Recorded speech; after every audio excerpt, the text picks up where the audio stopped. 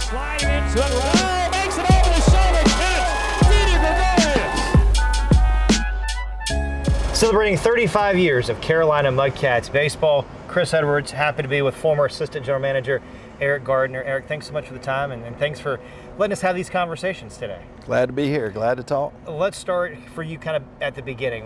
Tell me about getting to the Mudcats and how your role with the Mudcats expanded through your time here. Gosh, I started as a much more hair, a lot less belly college intern back in 1996, and showed up and didn't know what to expect. Showed up in my suit the first day, and it was about a month before the start of the season, and Joe Kramer, the general manager at the time, said, you're not going to get a lot of work done today. Come on back tomorrow. Came in my blue jeans and sweatshirt like everybody else, and for the next 2 weeks I pressure washed in the cold. It was about 40 degrees. I didn't know what I was going to be doing. I rode home and my legs were purple from the cold. Sort of like today, a little overcast, but about 30, 40 degrees less in temperature, so it was not ideal. Learned pretty quickly that this was a whatever is needed job, which was great. Have met some great people over the years as I went from stadium operations and concessions to I was in charge of tickets as we moved into this version of 5 County Stadium, so I got a chance to work with a lot of season ticket holders and corporate partners in choosing their seats. And then a few years later, I advanced up to assistant general manager, then general manager of baseball operations. So. There's a lot to get into, and I want to spend a minute talking about the newer version, this version of 5 County Stadium, and going through the process of going from the old ballpark to the new ballpark to what we see here now, and just your impressions of how that process went. It was pretty interesting construction. You know, it was a 2-year construction cycle that they literally started, I think it was Labor Day, the season ended, and they started pulling chairs out that afternoon. I believe it was in 1997 maybe.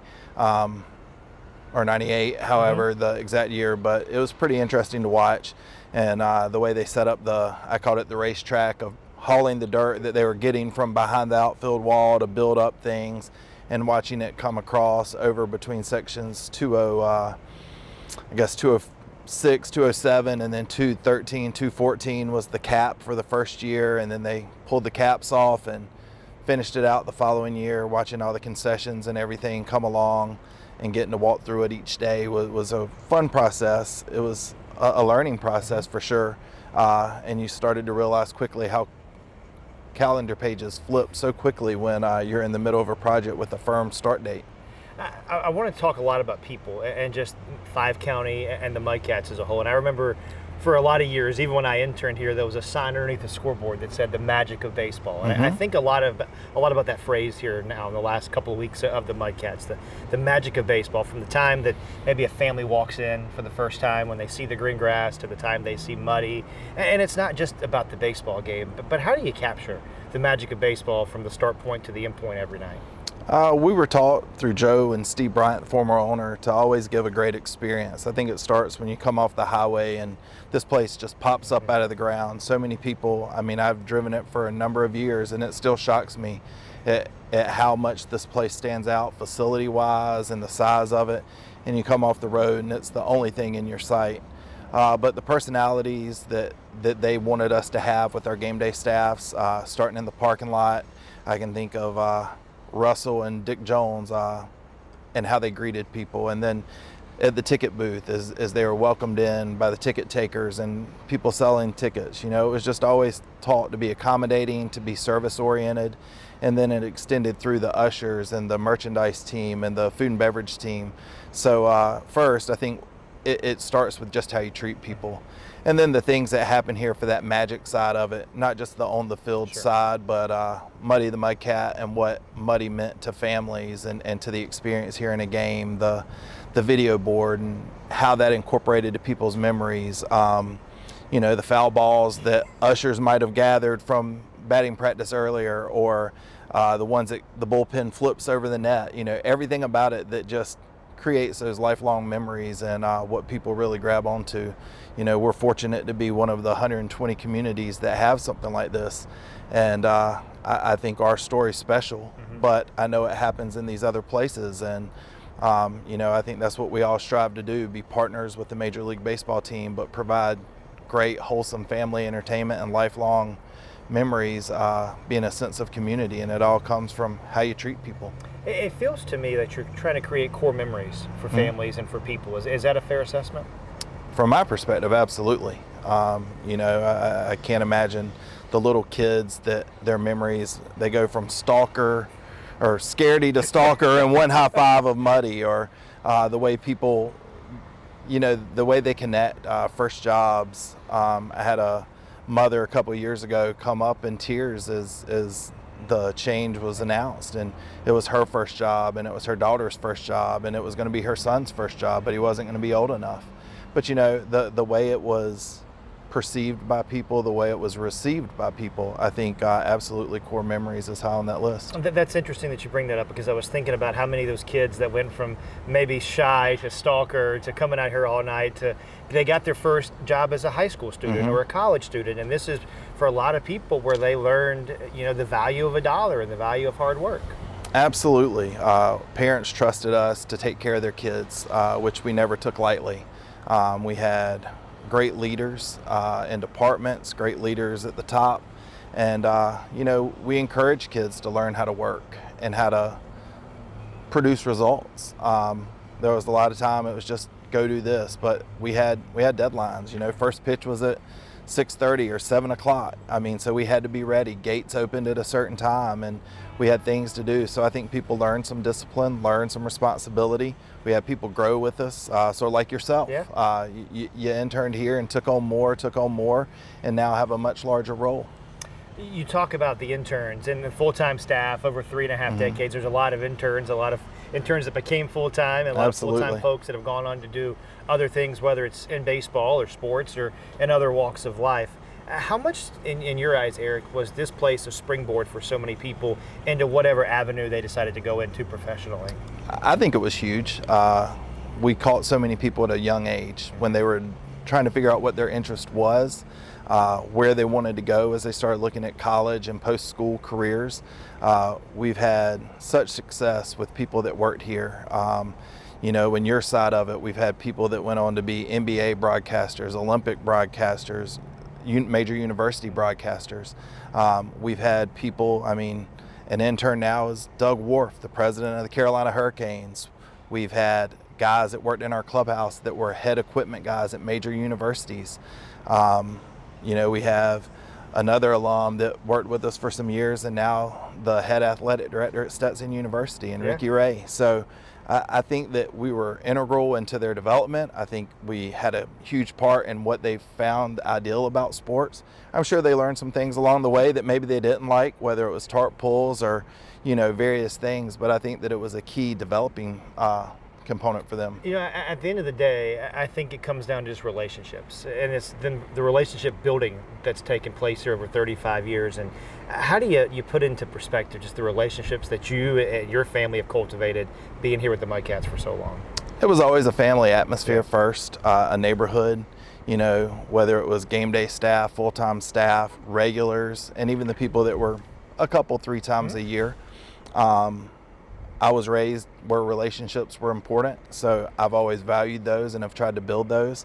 I can think of the season ticket holders that invited us over for Christmas for their night before Christmas gathering, and the people that we were there for their high school graduations, and so it truly became a family. To hear some of the stories before I started, they opened here in '91, I started in '96, but to hear how some of the season ticket holders invested and would come out every week for a building of the stadium check, and started to build those relationships with Joe and Steve and the staff at the time, and then carried on. I think it was just how it should be done, again, to be part of a community, to be part of something and to connect. How about some of those season ticket holders that might have been here, for all 35 years or as long as you've been around?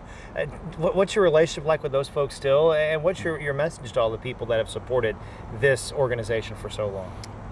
The connections with the season ticket holders has been truly 20, 30 years plus of relationship.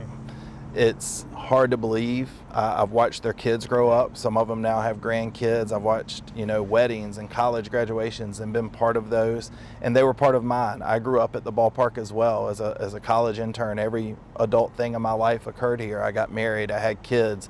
My middle child was born on opening night. So, they were part of my story as well, and they were there taking care of us when we went through things. And so those relationships were truly what, every day build upon, and we developed new ones over the years. We've lost some great season ticket holders, members, illness, death, but we've stayed connected to their families. I think of Andy and Brenda Woodliff, and, Bobby and Phoebe Pace, and Neville and Eileen Lovelace that carried on. And I could go down the list. Bob and Marcy Gokenauer, Brian Thigpen. There's just a long list of people that have invested not just in watching baseball with us, but being part of this family, this culture. Even the Mudcats Booster Club for so many years. Absolutely. Too. Yeah. Some of the best times. They used to do cookouts for the team before they get on the bus. I was telling the story the other day of when we were with the Pirates. Willie Stargell was here for one of them as a special assistant to the president, and he was here. He's like, y'all got to tell me when those are on the calendar so I can make sure I come back for these again. They barbecue chicken, fresh pig off the grill, whatever. Great memories. Again, great community. You talk about community, and we talked about growing up here. And for a lot of people, like me included, I grew up coming to games when I was 5, 6, 7, 8 years old with my dad and my grandfather. And then over time, I started coming to these games where I'd meet my friends, or I would come by myself. And my parents never had an issue with me coming out here to Five County to spend the night, by myself at the ballpark. And I think that speaks a lot to the trust that everybody had, that this was going to be a safe and secure and family-friendly environment. Absolutely. I can't imagine the number of miles that got put on pairs of sneakers out here for middle schoolers and even some older elementary age kids, because parents did trust. They knew that there was a whole staff of people, ushers, full-time staff, concession staff, the Zebulon police serving as our security, that were watching. We don't take it for granted, but there was a comfort, a trust that their kids were okay. I grew up in Tarboro, and everybody wanted to go to the mall and walk around. This was the outdoor mall. Foul pole to foul pole. People would walk all night, and the parents could watch the game, check in the third inning, the sixth inning, whatever. But there was a great belief that they were safe here. It's Americana is really what it is. And we get so busy in our schedules now. I feel like this is kind of a time machine in a lot of really good respects, because you can come out here and it's just, I know we use this phrase too much, but the magic of baseball, it's just America at its best on a nightly basis here. Absolutely. It's easy to put the phones away. Yeah. It's especially in more recent years, but it was easy to connect. It was low key. It was outdoors. It was, memories. I know what the partnership with Major League Baseball means, but I dare say more memories were made on non-baseball events than they were. We've had a great history of players, of guys that have done great things in the big leagues, but I think people probably remember more that their kid was on the video board, or they met somebody out here for a birthday party, or, a skinned knee because they were running, trying to outrace the other kid for a ball. All the things that occur out here, I think, have been meaningful. Speaking of things that occur that are maybe not baseball related, there have been Hall of Fame baseball players that have come through here, but there's been some other people in different industries, maybe some other athletes or some musicians that have come to Five County. Who were some of the big ones that you remember from your time here? When I was the ticket manager in 1999, all the players used to write on their guest tickets. We had Shania Twain written down. We had, the First Lady written down. The list was always there. And of course, they never showed up. And then one day we had Mia Hamm written on the list. And it was like, all right, just scratch that one off. And all of a sudden, she shows up at the ticket booth to pick up her ticket. And I said, pardon? And she goes, Mia Hamm? I'm okay. Got her ticket. Well, Nomar's brother was playing on a minor league team, and she was in town for something at Chapel Hill, so she came over to the game to support him. So Mia Hamm was walking around. People sort of looked like, nah, it can't be. No way. Similar, Jenny Finch from Olympic softball fame. She was married to a player for the Tennessee Smokies, Casey Daigle, if I remember correctly. Again, showed up. It was a cold day. She was a bit more discreet. It was cold and breezy, so she had her hoodie on, and all you could see sort of was her face. Now, she's tall, so she stood out, but probably wasn't as noticeable at the time. We had a rocker from, I think, the 70s and 80s. I guess Todd Rundgren. I don't want to bang on the drum all day or something like that, right? Something like that, yeah. His son Rex was a shortstop with us, so he was in pretty periodically. Mark Schlereth's son played for a team, showed up one day sitting here. It was, I think, one of your other interviews, they talked about one of the big tarp pull nights where the tarp ripped. Well, Mark Schlereth was sitting behind home plate, and he walked over and he said, that was the craziest stuff I've ever seen. I mean, we had a rip from second base almost to the pitcher's mound that just came from a wind burst. But, you know, I mean, so people could come out and see some great baseball, see some former players that had gotten into the coaching aspects and sort of special assistant roles with teams, but they certainly had other people that they could have bumped into from time to time. There's also been some special events out here too. From I think there was professional fast pitch softball out here for a little bit, and the partnership with the Miracle League too is, I think, something we should highlight because that's been really important to this organization for a long time. Yes, the Miracle League, absolutely. I'll touch on in a minute. Yeah.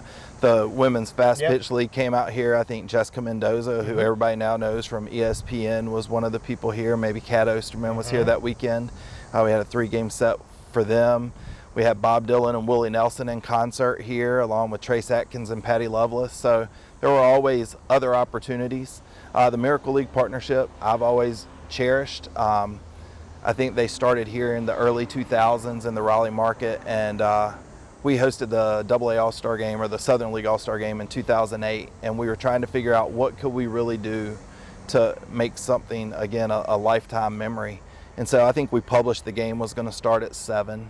We knew we weren't going to start the game until a little later, and we had the Miracle League do a condensed version of their game out there. And so we had a packed house, and people came in and they saw what the Miracle League was about, and they saw the just excitement and the effort that these kids put in. And as that last batter crossed home plate in their version of the game, I don't know that there was a dry eye in the house. And to see the Miracle League grow into Franklin County, Johnston County, Wilson County over the years, I mean, to give these families an opportunity for some level of normalcy when we know that days can be challenging, but to have that be part of it here. Our players would go over and serve as buddies at the Miracle League. We used to do a camp specially for the Miracle League kids. It was just one of those things that you don't want to promote in that regard. You just want it to be what it's supposed to be, which is awesome. Well, as we wrap up, what do you say to the people, the ticket holders, the full-time staff, the game day staff, all the people that you've interacted with during your time with the Mudcats? What's your message to them, Eric? Just a sincere, high dose of gratitude. I was fortunate enough to be here for almost 30 years, and again, the connections I made, my kids were raised in the ballpark. I've always said the baseball village has taken care of our family. The people that trusted us with their kids for their first jobs, the people that trusted their kids to come out here is just a kid night out without having to have an adult with them. So I have an extreme appreciation for them, the people that made this what Five County Stadium was. It wasn't just what we wanted, it had to be received. And I think there was a lot of excitement for the on-the-field action, but there was every bit as much excitement for what happens with Muddy and how the staff treats them and the connections. I can remember people coming out with signs as they developed relationships with players and just, little kids got enamored with certain people. Or when Duke, the former PA announcer, and how he would announce things, I can't tell you the number of times I've heard the little kids saying, "Now batting," and carrying out a name, all from the impressions they received here. So a lot of just appreciation for the investment that people made with the Carolina Mudcats over the 35 years here, and hope that we've made as long a lasting memories in your home as you did in ours. Well, I got a lot of gratitude for you for doing this and for all that you've done for me, and just can't thank you enough for everything. Well, thank you. Eric Gardner joining us as we celebrate 35 years of Carolina Mudcats baseball.